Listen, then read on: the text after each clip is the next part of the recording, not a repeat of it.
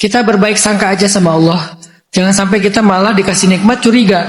Ini kayaknya kalau habis dikasih nikmat nih mau dikasih ujian. Jangan kayak gitu. Sama Allah mending berbaik sangka. Kalau dikasih sakit, baik sangkanya, oh mau digugurkan dosa, mau diangkat derajat. Kalau dikasih nikmat, berbaik sangkanya, oh Allah ingin memberikan saya kemudahan setelah kesulitan. Jadi terus saja berbaik sangka sama Allah. Insya Allah hidup kita seperti apa yang kita persangkakan.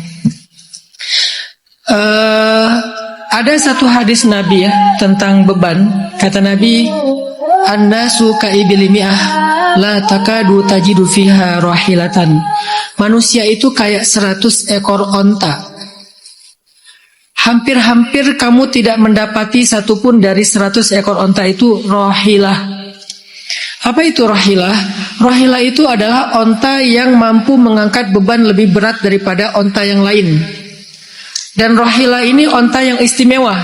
Pemimpinnya onta yang mahal, onta yang dipakai untuk berdagang, dia berjalannya paling depan. Sehingga Nabi menganalogikan orang beriman seperti rahilah. Apa maksudnya?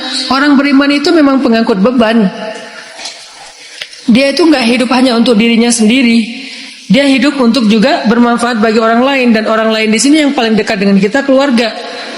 Saya sebagai anak laki-laki juga di keluarga besar saya, sejak saya masih sekolah, kuliah sampai sekarang, saya merasa bersyukur selalu dikasih beban keluarga.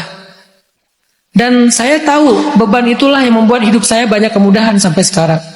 Kalau saya tolak beban itu, saya nggak pernah tahu, mungkin juga Allah akan mengurangi kemudahan-kemudahan. Sehingga dengan sukarela, dengan senang hati, saya mengambil beban-beban itu semampu saya. Karena menjadi seorang laki-laki khususnya, kita memang harus punya yang namanya quwwatut tahammul, kata Nabi. Salah satu di antara ciri cowok maskulin, rujulah bahasa Arabnya, dia memiliki yang namanya quwwatut tahammul, memiliki kekuatan mengangkut beban. Itulah rujulah, itulah kesatria, itulah maskulin dalam Islam. Beban dirinya, beban keluarganya, beban masyarakatnya, beban negaranya, beban umatnya. Memang laki-laki itu kayak gitu. Laki-laki yang menolak beban, dia secara maskulinitasnya tuh berkurang gitu. Jadi kita pertama memang membiasakan diri dengan beban. Kalau perlu memang beban itu bagian dari pola hidup kita. Apalagi secara fisik laki-laki itu kan jadi kuat kalau dia biasa ngangkat beban kan. Nge-gym, exercise, olahraga. Kalau dia menolak beban, ototnya lemah. Kalau ototnya lemah, dia nggak bisa jadi laki-laki sejati. Jadi mengangkat beban bagi laki-laki khususnya itu fitrah. Itu fitrah.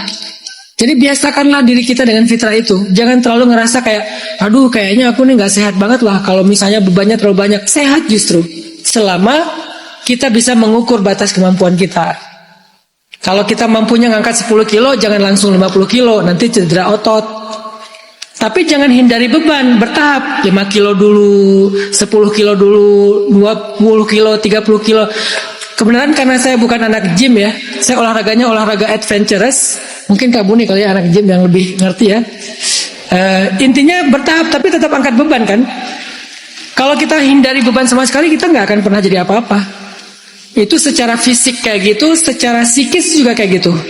Jadi Bang Anwar, beban keluarga itu adalah salah satu cara Allah memunculkan sisi-sisi kelakiannya Bang Anwar. Rujulah atau maskulinnya Bang Anwar. Kedua, tapi kita juga harus bisa ngukur diri. Beri porsi yang sehat. Beban orang lain berapa yang kita ambil, beban diri kita pribadi juga berapa yang kita pikirkan. Jangan sampai kita jadi orang yang sangat baik ke orang lain tapi zalim ke diri kita sendiri. Tapi jangan gara-gara terlalu self love kita menghindari ngangkut beban orang lain. Itu namanya egois. Yang paling baik adalah balance. Dan balance itu kan gak harus 50-50 kan. Proporsional lah. Mungkin tahun ini saya lebih banyak ngangkat beban hidup saya sendiri. Karena tahun kemarin saya udah ngasih banyak ngangkat beban keluarga. Karena tahun ini kebutuhan saya agak besar nih. Berubah dengan musim yang berbeda. Tapi kita tahu betul kebutuhan-kebutuhannya. Disitulah berlaku kebijaksanaan Bang Anwar.